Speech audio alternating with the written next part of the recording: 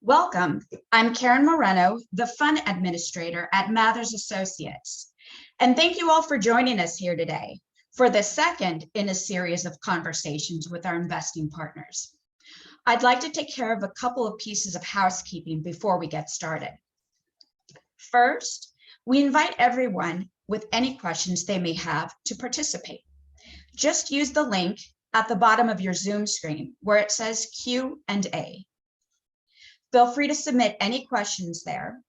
If time permits, we'll do our best to address them at the end of our conversation or email you directly after the webinar. Second, we anticipate this conversation to run between 30 and 60 minutes. With that, I'd like to introduce Elliot Zeelander, the managing partner of Mathers Associates. We hope you enjoy our presentation. Elliot, I'll let you take it away.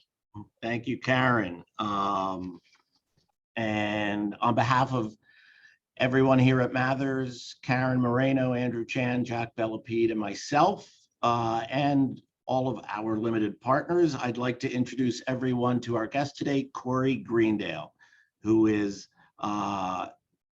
runs the Office of the President, is one of the three officers there, and is managing director of First Analysis. Corey is both a graduate of Stanford and the University of Chicago School of Business, and he is one of 8 managing directors at First Analysis. We work directly with Corey, Howard, Tracy, Joe, Jim, and Angela, their CFO, among others, and each has their own area of expertise, and Corey's is in the human capital technology. For those who don't know, this is a relationship that started in the 1990s between my father, Norbert, and Oliver Nicklin. Hello, Oliver, hope you're doing well. And the relationship continues to grow. We are now co-invested alongside First Analysis in 11 different portfolio companies, and we've been invested in 12 of their 13 funds over the 40 years. So without further ado, let me introduce everyone to Corey Greendale. It's really awesome to have you on here live with us today. Elliot, it's awesome to be here. Thank you so much for inviting me. We really appreciate the long partnership that we've had with you, your family prior, and the whole team, Jack, Andrew, Karen. So looking forward to the conversation. Awesome. Let's jump in. Like so many of us, you didn't get into this business directly out of school. Can you share, what path you took and tell us a little bit about yourself? Yeah, sure. So sometimes I get questions from people asking about my story and how I broke into the business, and I always say I'm happy to share the story. I don't know how replicable it is for others, but I grew up in a family of doctors and teachers and scientists, and never strongly considered anything outside those areas.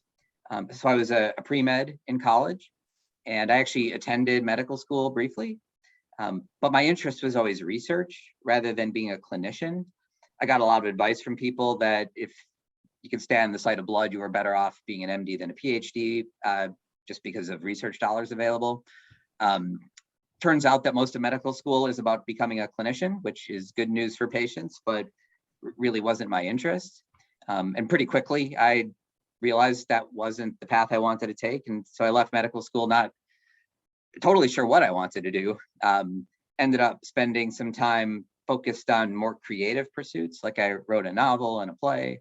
And to support that, I wrote, among other things, wrote training materials for pharmaceutical companies to make a living. I did that for a while, and turns out that creative writing is a really great way to spend time, but not a particularly high probability way to make a living. And I was at a party, I think it was New Year's Eve, going from 1999 to 2000, at a friend's house, a friend from high school, and another friend of ours was there, one of the people you mentioned, Howard Smith. He talked about his firm First Analysis, which managed venture capital funds, did deep industry investment research, published extensively on various companies and industries. And he mentioned that they were always looking for people who were analytical, who could write for their publishing department, if I was ever interested in that. I knew very little about the finance world, so really had no idea if I was interested, but the combination of activities did sound interesting. And Howard and I were friends, so I figured I'd give it a try, and at worst I would learn something. Pretty quickly I fell in love with it, both the activities as well as the firm and the people. I was really fortunate that the firm supported me in shifting from the publishing department to becoming an associate on the investment side and eventually becoming a sector lead. And 22 years later, I'm still here, really grateful to Howard for opening the door, and to Oliver, who's our founder, as you mentioned, and everyone I work with for the opportunity. Awesome. Awesome. Well, we're grateful for Howard, for Oliver, for you, for everybody there at the team. What kind of things with First Analysis are you looking for success in the long run? And have those things changed over time? Yeah, so when we're looking at a potential investment, as you know, our approach really revolves around our deep industry research. So as you mentioned, my focus area is human capital technology, or future of work. For those that don't know, that encompasses things related to HR technologies, learning technologies, productivity applications around how people work, anything that helps individuals and companies improve the return on their people and their investments in people. The other partners focus on different areas like healthcare IT, Internet of Things, cybersecurity, certain parts of fintech, e-commerce optimization, just to name a few, all within either B2B software or healthcare. Everything we invest in has to fit an industry thesis that we've developed. Yep. That has not changed in the 20 plus years I've been here. Other things we look for are capital efficient growth and a management team that also focuses on growing in a capital efficient way versus raising as much money as possible and burning cash at a high rate. Yep. A strong team is important. We can help fill in gaps with our industry networks, but a core strong team needs to be in place. There needs to be a market large enough to support revenue of $100 million company. We often exit before it gets to that point, but the market has to at least support that.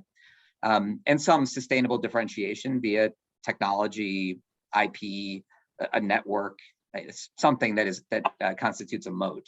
Sure. Alignment is very important to us. So we always want to ensure that we're investing at under reasonable terms that help ensure that the management team doesn't have to take excessive risk in order to justify the valuation and things like that. And certainly in times that we've been living through fairly heady valuations, things seem to be maybe normalizing a little bit, but that often means looking for companies that have some underappreciated aspect to their business that may be overlooked by others. All those things really have not changed. I'd say one thing that has changed, we've become a little bit more flexible on the stage at which we invest. We invest in companies that have enough revenue traction to prove out product market fit. So we're not taking a lot of technology risk, but with advances in technology, sometimes those things can happen at an earlier stage than they would have several years ago in the pre-cloud era. Our bread and butter is still companies with, say, a revenue run rate of 3 to 5 million, but we will go somewhat earlier. We also will go somewhat later for the right opportunity that fits an investment thesis that we've developed. Okay. Are there telltale signs when you're looking at companies as to what you're looking for that's going to make a company great versus conversely a failure? Yeah, certainly. I mean, so there are a number of things related to some of the things I mentioned before. Yeah. I'm not sure it's ever so easy that it's like a blinking sign saying this is going to be a success, but we're in the risk-adjusted return basis, and companies that meet those criteria I mentioned generally have asymmetric upside relative to the possibility of not working out. On the downside question, what tends not to work are companies where you don't have alignment, like where the founders aren't aligned with each other, or the investors aren't aligned with the management team or with each other. Pretty hard for that to succeed. Yeah. And as a generalization, I'd say you do come across companies in this environment where their core competency and focus is really more about raising capital than it is about creating value for their customers. That that tends not to, can work out, but the probability is not in your favor if that's how they operate. Yeah, and then specifically with the companies, and we're invested, like I mentioned at the outset, in 11 different companies with you. What's your role as an investor and an advisor? Because you sit on the boards of each of these companies, to help Yes. them be successful. What do you do? Yeah, so it's not one size fits all. And if we were just to talk through the companies where you are invested with us, the ones that I'm on the board of, even among those, I'd say it varies somewhat. I approach every investment with the idea that fundamentally I work for the CEO. Part of the gig, obviously, is holding the CEO accountable. And, at times, unfortunately, you do have to make changes in that role. But other than that, I view my job as being here to do whatever I can to help the CEO and the company succeed. Sometimes that means that we provide strategic advice based on our sector research. Sometimes it's sharing best practices and what we've seen work and not work at other portfolio companies. Could be making introductions to other investors as they're looking to raise the next round, or to lenders or consultants that could be value add. Because of our history covering public companies, we have good relationships with much larger companies in the spaces where we invest. And we help our portfolio companies build relationships with companies like that could be potential partners or acquirers down the road. Could be that we help them identify and evaluate and negotiate acquisition opportunities. Could be helping with recruiting or vetting executives. Yeah. Sometimes it's just listening and being a sounding board as CEOs or companies are working through tough decisions. So it's really about rolling up our sleeves and helping the company with whatever it needs at any given time. Yeah, and something I hear from, across the board from all the companies that invest with you guys, is that they all appreciate your hands-on ability more than just desire, and what you bring to the company. And I hear it over and over. They're grateful they went with you guys, even though somebody else offered them a little more. And in regards to your deal sourcing, you guys aren't out there in negotiated auctioned deals. You're really driving your deal flow from your internal work, from the research that you do. Can you touch on that a little bit? Yeah, sure. So it's exactly what you said. Certainly we're in an ecosystem and we build relationships. We have great relationships with earlier stage investors, other investors who focus on the same stage we do. We have good relationships with investment banks. Generally speaking, the companies we invest in mostly are not represented by investment banks, just given the size that they're at. But the thing that is proprietary to us is a large portion of our deal flow really stems from the research. And what's different from a lot of other VCs is that the research is not just for our own use. We actually actively publish it, and it goes out to thousands of people in the ecosystems that we care about. And that has immediate benefits in terms of people saying, okay, interesting thesis, interesting that you're looking at that area. Have you talked to this company? So our network, it ends up that each node of the network builds additional nodes as people see those things. It can also help with direct relationships with the companies. We'll feature companies in our reports that we publish that we think are interesting. They appreciate that we are providing them that PR. And it is not uncommon that is a starting point or a milestone along the way toward investing in a company. Maybe we build a relationship over 2 years, rather than having to knock down their door all the time. It's not uncommon for us to get a call from them saying, hey, we've hit your milestones. Are still interested? And it just makes it for an easier conversation that we did establish that relationship ahead of time using our research as kind of the wedge. Yeah. It's so interesting what you do. I'm on a few boards and I'm an observer on a few more boards, and I love to take in everything you guys and the rest of our partners really give to the teams. I tell folks, we're invested in these companies directly or just as a limited partner with you. They've companies have great management teams, and you guys are in there to help them, make those teams even better. And you're really sitting on top, watching what's going on. And it's, it helps me sleep at night. Let me ask this. How many portfolio companies is First Analysis invested in right now? How many do you invest in per year? And sort of how long do you look at owning these companies? Yeah, we view our core competency as being making great investments as opposed to raising funds. So we're relatively deliberate in our approach. On average, we probably invest in 3 to 4 new companies per year.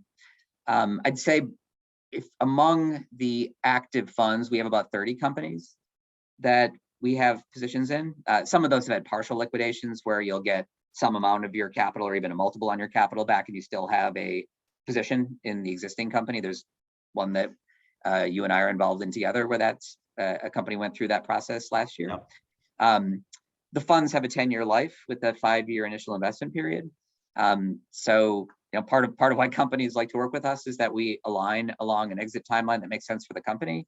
Sometimes that can be relatively quick, as with 4G and Smart Witness in the most recent fund. Yep. Sometimes the value creation period is longer, but it's part of how we want to be value add by aligning with the the management team versus trying to force something. Sure. And before we get into individual companies, can you help everybody who's watching this now understand, we at Mathers, we're an LP in your fund, just like our limited partners are an LP in our fund, but you guys give us the opportunity to co-invest. Why are those opportunities there in the first place? And why does Mathers get those opportunities versus others? Yeah, sure. So part of our investment process is working with the company to determine the right amount for them to be raising. Sometimes the right amount is larger than our check size. Some companies have an existing investor syndicate that takes up all or part of the round. And sometimes there's capacity for additional investment beyond the existing syndicate in our fund. We take those opportunities to our investors for those that are interested in those direct investment opportunities. Some of them consider those opportunities on a deal by deal basis if they're in an area that they have particular interest in. You all consistently invest in all or just about all of the opportunities as they arise, and we really appreciate your support on those opportunities. The Mathers team is always highly involved, want to chip in wherever you can. Like just to tell the audience this story, when one of our companies that we invested in together held its annual user conference, Elliot, you actually came to the conference to talk to the team and the customers and get to know the ins and outs of the company, so you could get to know them better and help them out any way that you could, which speaks volumes not only about what kind of a manager Mathers is, but also just the kind of people you all are, that you really care about the teams and the companies. So that really feeds into why we appreciate the partnership with you all so much. Cool. I think that's a perfect, you were talking of, you're referring to the Weigel harvest that we were at. I remember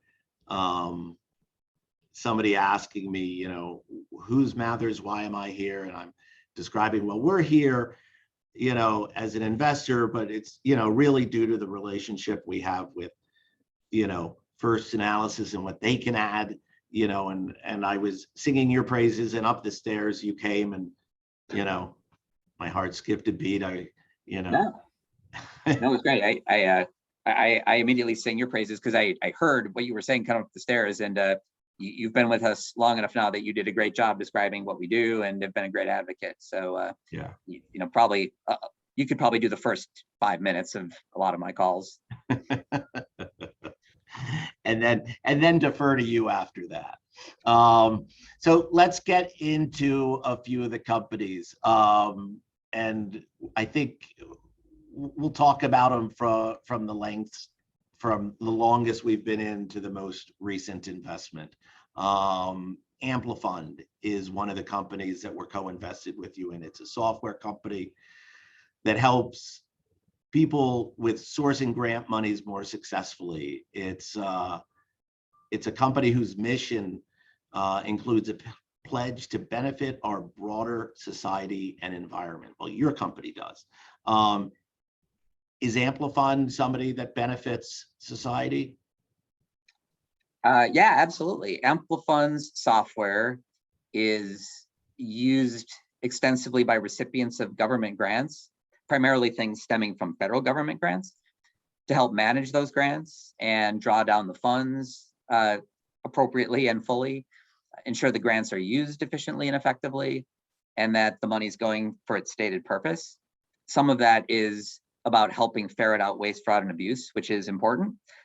It's also helping government entities operate efficiently and make better use of taxpayer dollars for things that matter to all citizens. So yes, it's a good business, but we do think it does contribute to society as well. Awesome. So that's neat. So you're finding correlation in investment opportunities with the desire, to do well, often on the, and that starts with the entrepreneur. But do these good intentions pay money, and how important is it to take this broader perspective into account?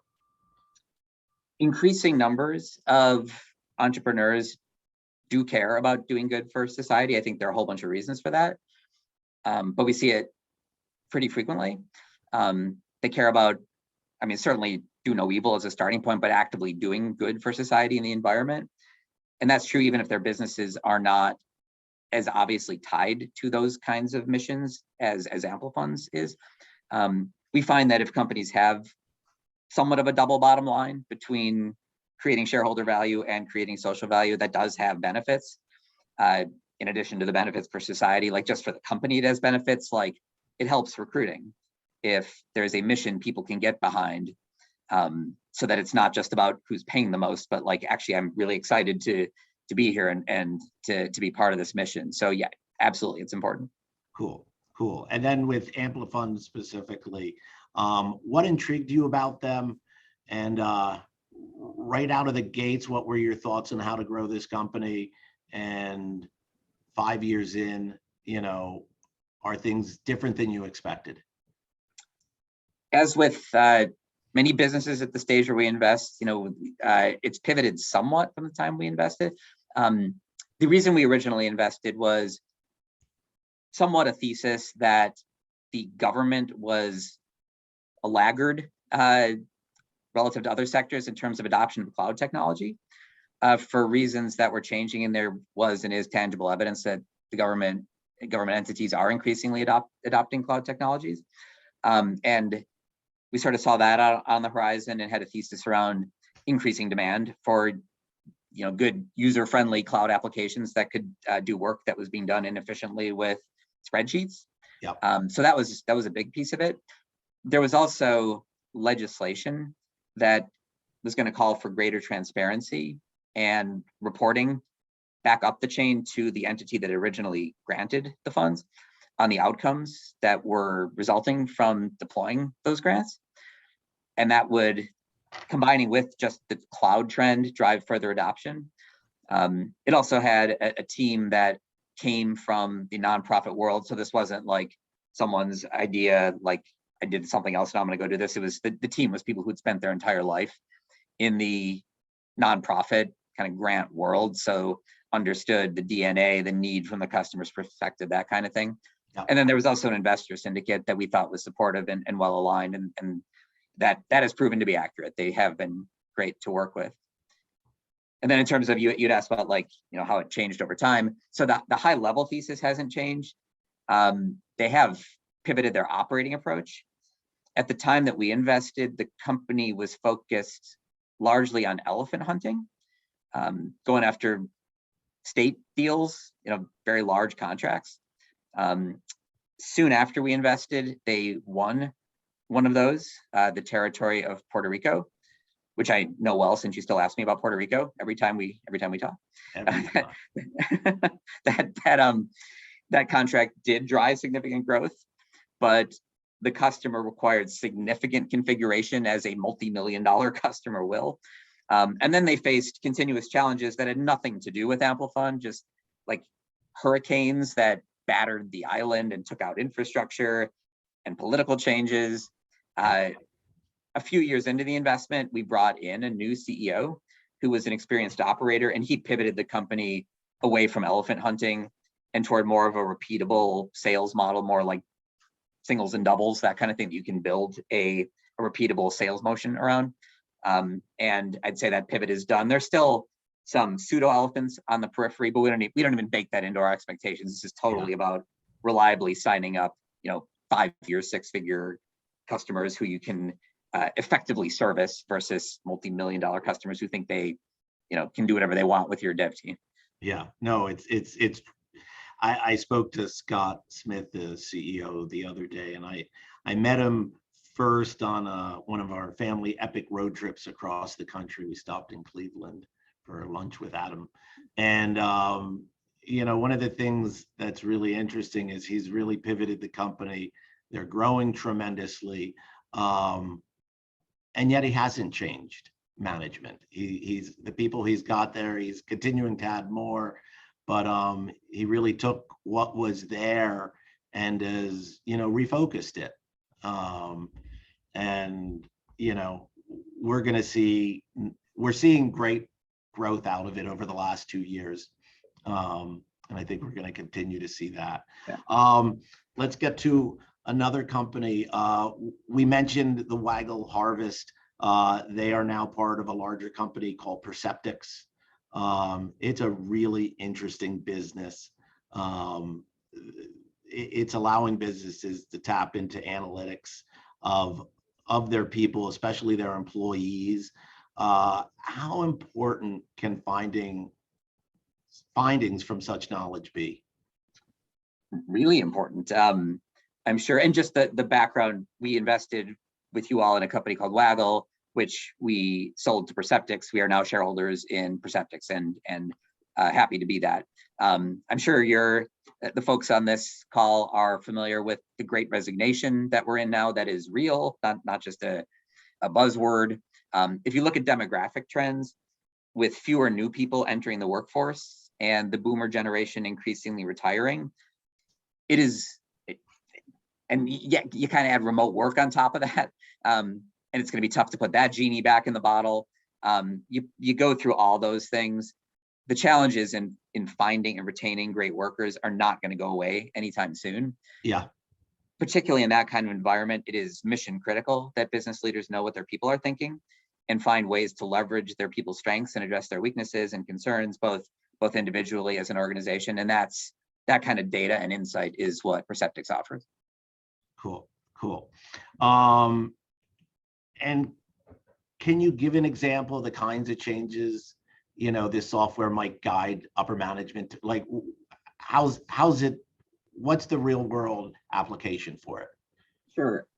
So I'll just give a couple examples. If an organization sees that its engagement levels in a particular department or like a different office vary from others, then there's a reasonable chance and Perceptix serves large companies for the most part. There's a reasonable chance that the leaders of the business may not even be aware of that dynamic.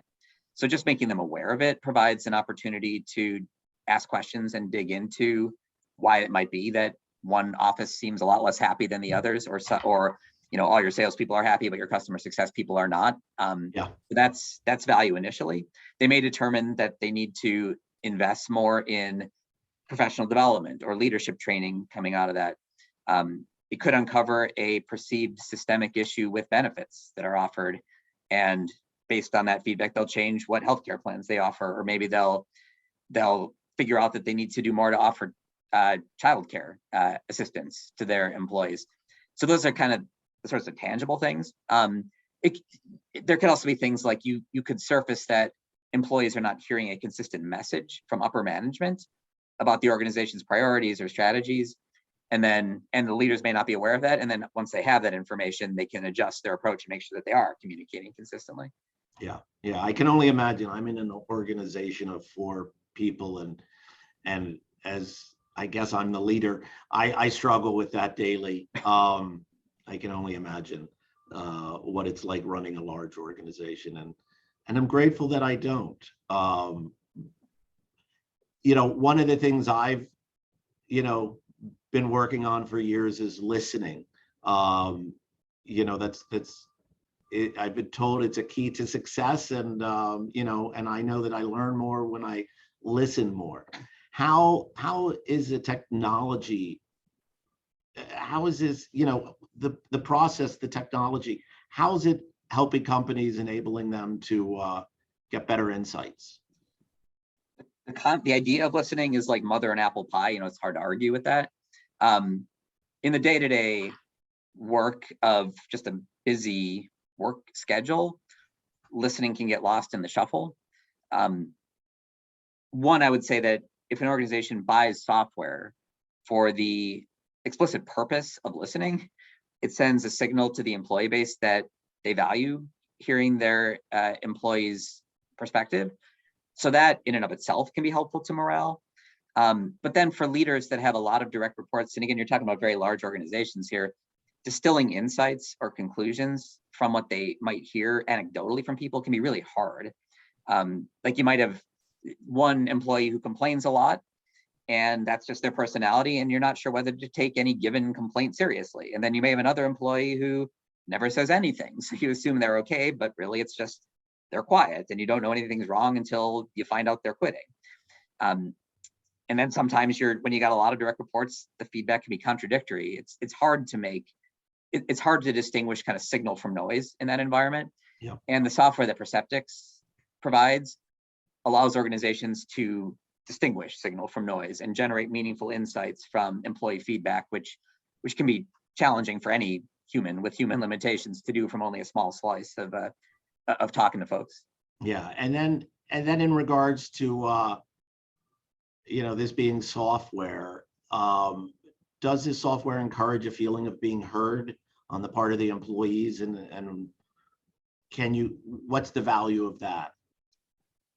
Employees generally feel more engaged with their company just from their boss or their organization asking for their opinion. Surprisingly rare. Yeah. So just the fact that now we have a system that's what this is going to do does make a difference. It's also essential. That's a good first step. It's also essential that the organization acknowledges or does something after receiving the feedback, or you can have the contradictory effect and people will feel like, well, you weren't listening. Why'd you even ask? So the follow-up is important, and that's part of what Perceptyx does as well. Yeah, no, that's really neat. Just for the sake of time, let's pivot to Visage, which is our most recent company. We co-invested with you in the HR technology world last year. Business in America is still going strong, and we hear increasingly common stories, though, of how hard it is to find qualified workers. On the flip side, good paying jobs in interesting sectors, announce an opening and they get hundreds of applicants that overwhelm an HR department.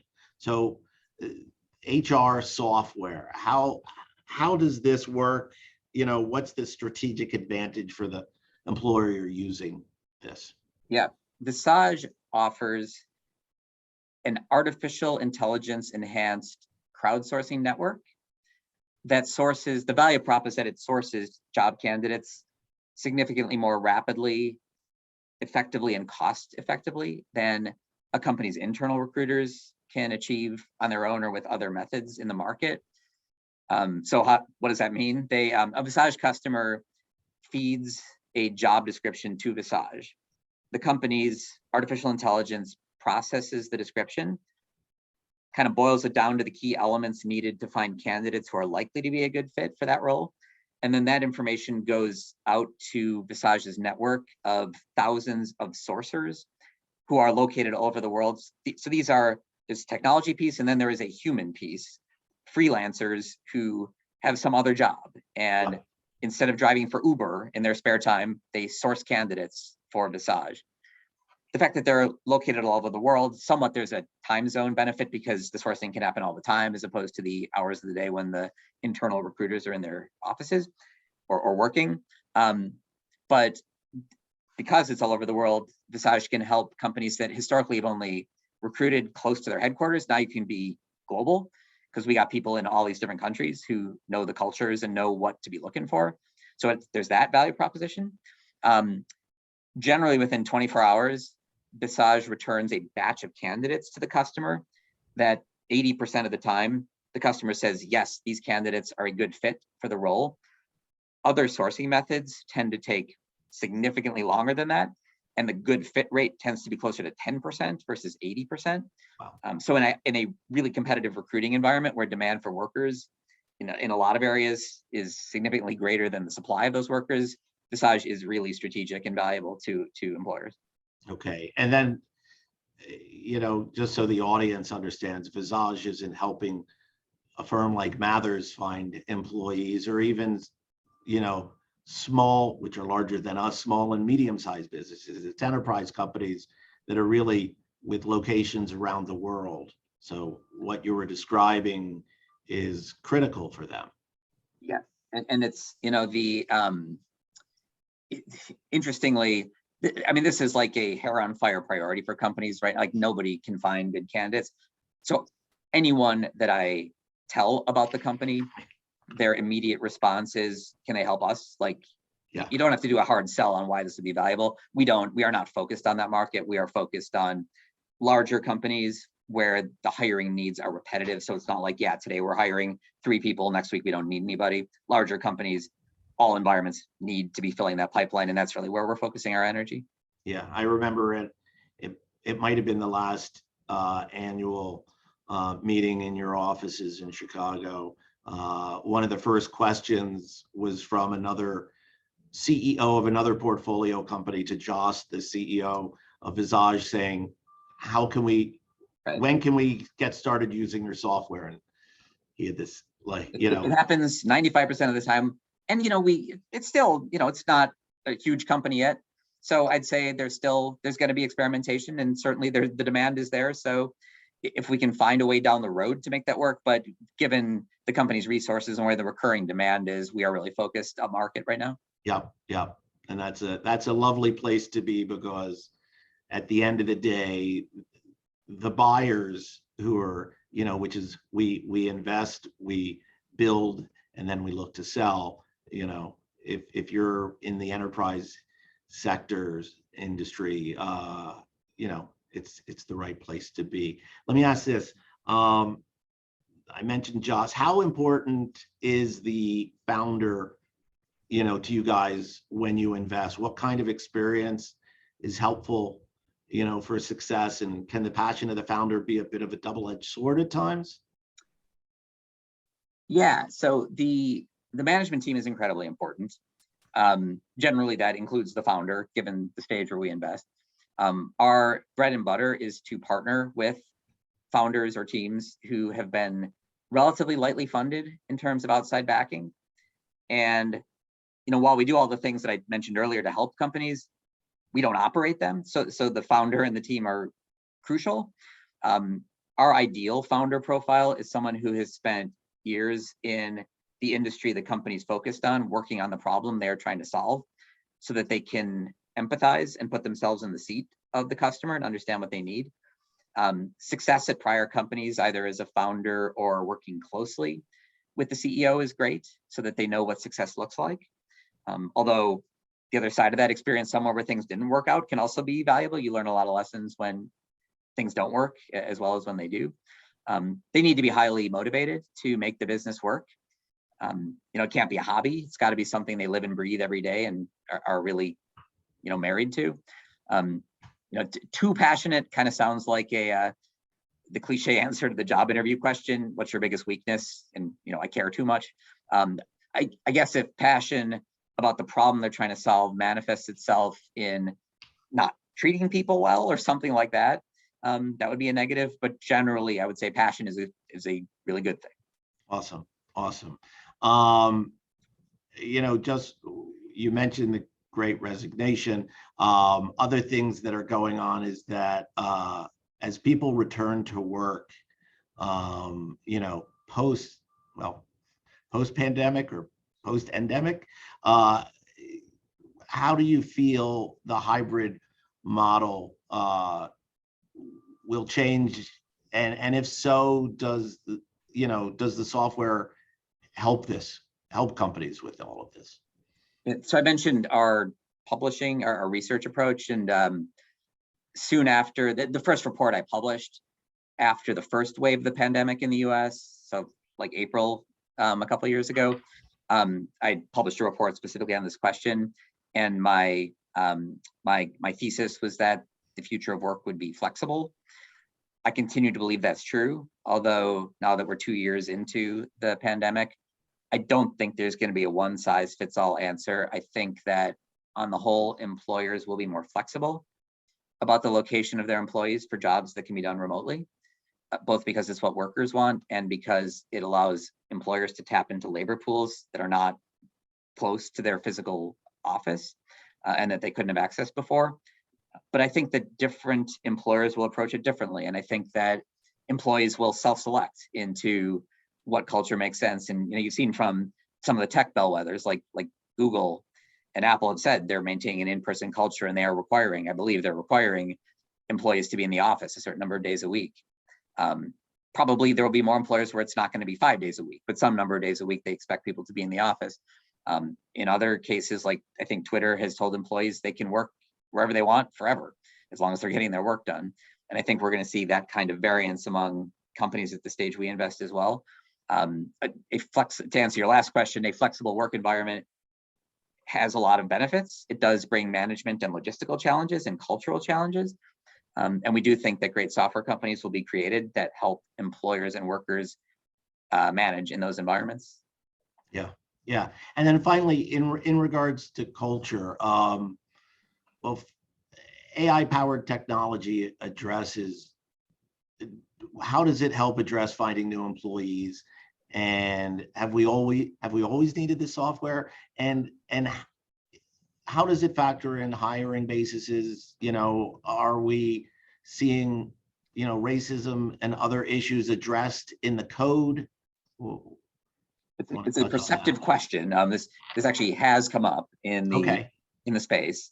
I would say about Visage specifically, their software would be valuable in any environment, certainly valuable at a time when employers are scrambling to find workers. Actually, these days, it is severe enough that companies cannot even find recruiters to recruit the other employees. So Visage has the opportunity to step in and fill that role. So it's good for them. Addressing bias with artificial intelligence is notoriously challenging because the model is only as good as the data that you use to train the model.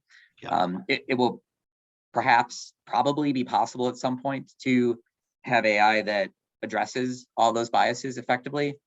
Right now, we think Visage's approach is the most effective one, which is combining human intelligence with artificial intelligence and having kind of that double filter to help ensure, at least minimize the possibility of bias working its way into those decisions. Okay. Yeah, it's all such fascinating stuff. And, I think we'll maybe, as they do on late night TV, we'll record another hour and put that out there for people to watch later on. But let's sort of wind up a little now. These past few years have been interesting, crazy, to say the least. And I know at the very beginning, some questioned how the pandemic would affect the markets and specifically startup companies. A few questions I'll throw out to you. Are you surprised at how resilient the market has been? Is this what you expected? And what have you learned from this experience that you can share with everyone? So right after the pandemic hit, when everyone wasn't really sure how this was going to play out, we went into the mode of working closely with all the companies to understand as best anyone could kind of what their exposure was. Some companies, there was clear direct exposure, like any companies tied to hospitality, for example, where just nobody was traveling. That was clearly impacted negatively. There were other things around testing for disease states, which were benefiting. So there was kind of an initial, let's figure this out, let's rebudget if we need to. If we need to cut costs to make sure we can get through this, let's do that. If there's an opportunity, let's make sure we're feeding that opportunity appropriately. So once we got through that, I would say, to be a little superstitious, the minute I say I'm not surprised that the environment's been resilient, I'm sure everything will totally fall apart. But I'm not that surprised that the environment for high growth, early stage companies has been resilient. The fundamentals kind of underpinning growth of those companies have not changed, just in terms of technology innovation and adoption and the cloud and things like that. Yeah. There's plenty of capital out there to fund that innovation and growth. Investors did not go into turtle mode, and when you put and are unlikely to do so when there's this much dry powder out there. So when you put those things together, I'm not surprised that the environment has been resilient. Yeah. We continue to learn more, and when we, God forbid, think we've learned it all, that's when it's coming to an end. That's exactly right. It's part of the benefit, by the way, of having the good fortune to, as I do, work with a group where people have been doing this, are highly experienced. So people have seen ups and downs, and every cycle is different, but certainly having more reps and seeing more things helps. Yeah, well, I mean, that's the one of the purposes of this, conversation is to, let our limited partners see that, hey, it's more than four of us. It's also Dave Thomas, who we spoke to a few months ago. It's Corey Greendale, and it's probably 30 to 40 managing directors across all the different firms we're in, and everybody has their, hands on the pulse of these companies. And, we're just so grateful to be partnered with you guys. Sort of wrapping up, and I'll sort of toss it out to the folks who are watching and listening right now. We had one question come in earlier from Sheila. We, I believe, answered that. If anybody has any more questions, please type them in now, and we'll get to them, or we'll get you the answers later. But finally, has the pandemic created new business opportunities, or new ways of doing business because of the dramatic shift in our society? And do you feel there are pandemic factors in play that change the dynamic of investing in companies for the future? Yes. In terms of our process, when the pandemic first hit, we thought through what needs to be done in person, what can be virtual. We're still believers that there is important information gained from meeting with people in person as opposed to virtual, but a lot of things that were done in person previously can be done virtually. So it's added some efficiency in that way. At some point, more directly about the pandemic, at some point, hopefully sooner rather than later, it will be endemic. There will be some, I would think, some regular cadence of boosters. There'll be better treatments, and we'll increasingly learn to go about our lives with the pandemic out there, or hopefully endemic at some point. In my universe, the human capital tech space, I think the lasting effect will be related to more flexible work environments. There will be opportunities in software companies that help businesses manage in those environments. There will be software companies that help employers ensure their people and their work environments are safe. Because I think this has just opened up people's eyes about various environmental factors. I think there will be companies in the real estate tech space that will help property owners manage through the new reality from a configuration and occupancy perspective. So yes, there will be new opportunities. I think there's sort of this underlying cultural point about more flexibility, what has to be done in person, that we'll see just in the way people do business. Okay, that's really great. Measuring workers efficiency when they're working from home, is a big thing out there. And I'm sure it's I'm waiting for the next co-investment in that line to come along. let's see. As we finish up, there's a question here. Amazon did very well in the pandemic. Did your firms benefit from those which discovered they were well suited to the pandemic? I think the question is, did we have investments that benefited from the pandemic, as opposed to like, did we leverage? Certainly the ubiquity of being able to do meetings with tools like Zoom is helpful, and Google and Amazon and the cloud are helpful. But as far as the portfolio, generally we invest in software companies, and just by their nature, software companies are on average more about getting things done in a way that new business processes that can be done in the cloud or virtually. So there's a shift that happened with the pandemic is going to be an overall tailwind for technology companies. It varies by company. Like we have an investment in a restaurant technology company. And in that one, there was a time when the fact that nobody was going to restaurants was not helpful. At some point, it flipped around and became a positive, because restaurants in a new world need to know how they can operate virtual kitchens and have to pivot to more of a takeout model. And that requires different operational data than their historical model might have been. So it went from being a negative initially to a positive. So I'd say there are company-specific idiosyncratic things that did benefit, but as a macro trend, simply cloud-based software is benefiting from the way that the world has gone post-pandemic. Yeah. Well, awesome, Corey. I had some nervousness this morning, but really just a ton of excitement. So I want to say thank you very much to you for headlining our second Mathers webinar and providing, great insight.